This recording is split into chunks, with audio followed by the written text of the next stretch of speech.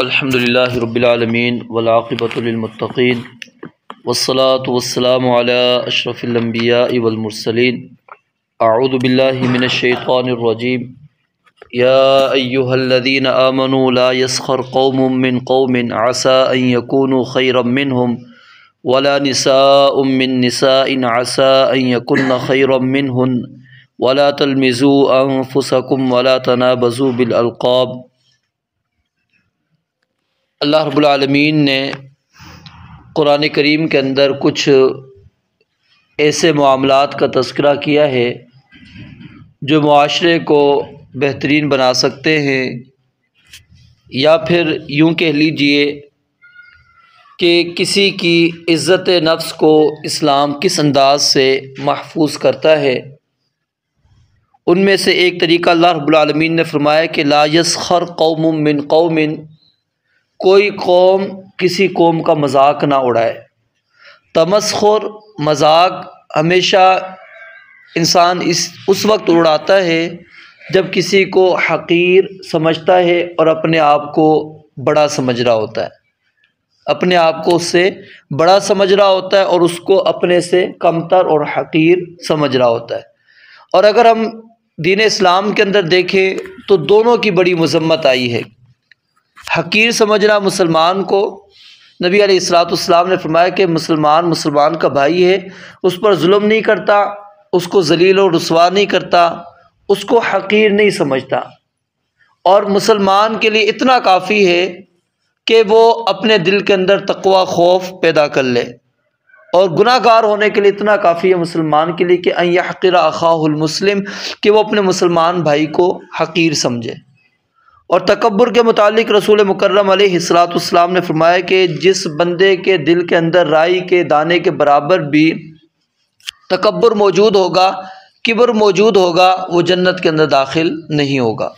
اور یہ دونوں برائیاں اس مذاق اڑانے کے اندر موجود ہوتی ہیں۔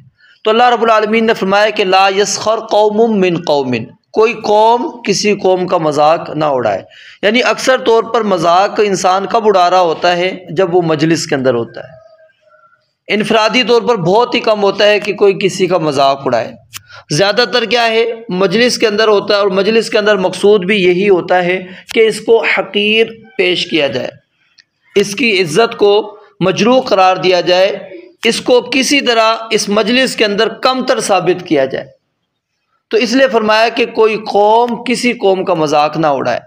اور یہاں پر ایک نکتہ یہ بھی مفسرین نقل کرتے ہیں کہ اگر آپ ایک پوری قوم کو حقیر سمجھتے ہیں، یعنی بس اوقات یہ ہوتا ہے کہ بعض برادریاں، بعض قومیں ایسی ہوتی ہیں کہ جن کا نام سنتے ہی ہم ان کو حقارت کی نگاہ سے دیکھ رہے ہوتے ہیں، ان کو ہم حقیر سمجھ رہے ہوتے ہیں کہ جی یہ فلاں قوم سے اس کا تعلق ہے، فلاں برادری کے ساتھ اس کا تعلق ہے۔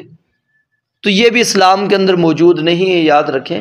اللہ رب العالمین کے ہاں صرف تقوی اور پرہیزگاری کی بنیاد کے اوپر فضیلت ہے، باقی عربی ہونا، اجمی ہونا، سرخ ہونا، سیاہ ہونا، یہ کوئی فضیلت اور مقام اور مرتبہ اس انسان کو نہیں دیتا۔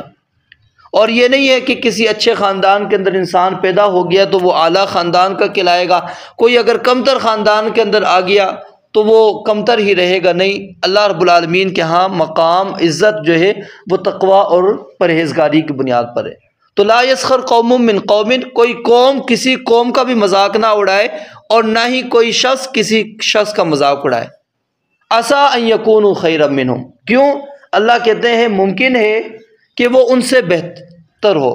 جن کا مذاق اڑایا جا رہا ہے، اڑانے والے سے ہو سکتا ہے وہ بہتر ہو، یعنی اللہ کی نگاہ کے اندر، اللہ کی نظر کے اندر اس کا مقام اور مرتبہ اس کا زیادہ ہو، اور اس شخص کا جو مذاق بنا رہا ہے اس کا کم ہو۔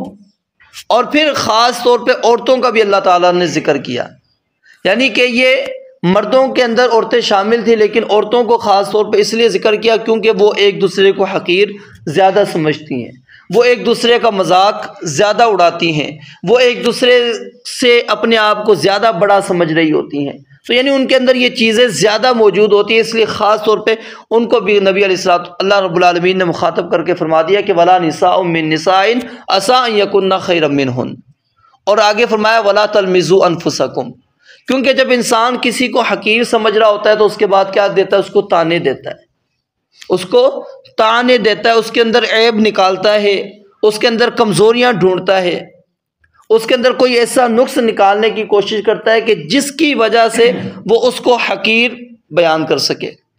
تو فرمایا وَلَا تَلْمِزُوا أَنفُسَكُمْ وَلَا تَنَابَزُوا بِالْأَلْقَابِ، اور جب انسان کو کوئی عیب مل جاتا ہے تو اس کے بعد کیا کرتا ہے؟ پھر وہ اس کا ایک لقب بنا دیتا ہے، وہ اسی طرح اس کو پکارنا شروع کر دیتا ہے۔ اس کے اندر کوئی خلقت کے اعتبار سے کمزوری ہے، نقص ہے، تو وہ اس کی طرف اس کی نشاندہی کرتا ہے، اس کو اسی ناموں سے پکارنا شروع کر دیتا ہے۔ تو یہ اسلام میں اجازت نہیں ہے۔ سیدہ غالباً صفیہ رضی اللہ تعالیٰ عنہا کے متعلق عائشہ رضی اللہ تعالیٰ عنہا نے صرف اتنا کہا تھا، اشارہ، یعنی چھوٹے قد کی طرف اشارہ ان کا کیا، زبان سے بھی نہیں کہا تھا، صرف اشارہ کیا کہ وہ سیدہ صفیہ جو ہیں چھوٹے قد کی ہیں۔ نبی علیہ الصلوۃ والسلام نے فرمایا کہ یہ اتنا سخت جملہ ہے کہ اگر یہ سمندر کے اندر ڈال دیا جائے تو اس کا سارا پانی کڑوا ہو جائے گا، یعنی اتنی زیادہ تم نے یہ زبان سے یہ سا جملہ کلمہ نکال رہی ہو کہ یہ اشارہ کر رہی ہو کہ وہ چھوٹے قد کی ہے۔ تو یعنی یہ نبی علیہ الصلوۃ والسلام نے اس چیز کو بھی پسند نہیں کیا۔ تو ہم کتنے ہی عیوب نکال دیتے ہیں، کسی کا چھوٹا کر دے تو اس کو چھوٹو کہنا شروع کر دیتے ہیں، یا پھر اس کا مذاق اڑانا شروع کر دیتے ہیں۔ ہم کسی کے اندر کوئی خلقت کے اعتبار سے پاؤں کے اندر کوئی نقص موجود ہے تو ہم اس کو دوسرے نام دینا شروع کر دیتے ہیں۔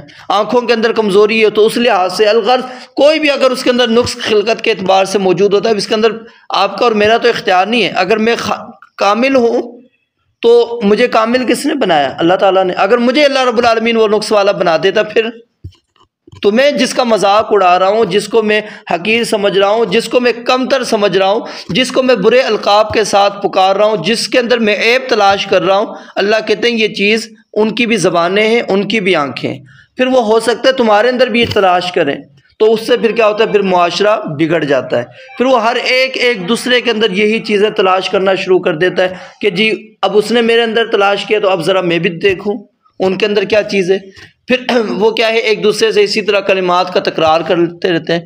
تو یہ معاشرے کو جو ہے تباہ ہی کی طرف لے کے جانے والی ہے، اور ایک مسلمان کی عزت اللہ رب العالمین کے ہاں بڑی مقام اور مرتبے والی ہے۔ اللہ رب العالمین نے فرمایا کوئی مسلمان کسی کو حقیر بالکل نہ سمجھے۔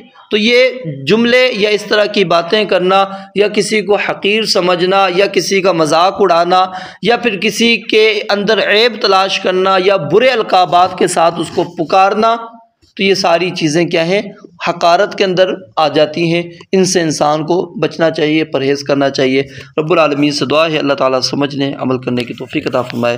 وآخر دعوانا ان الحمد للہ رب العالمین۔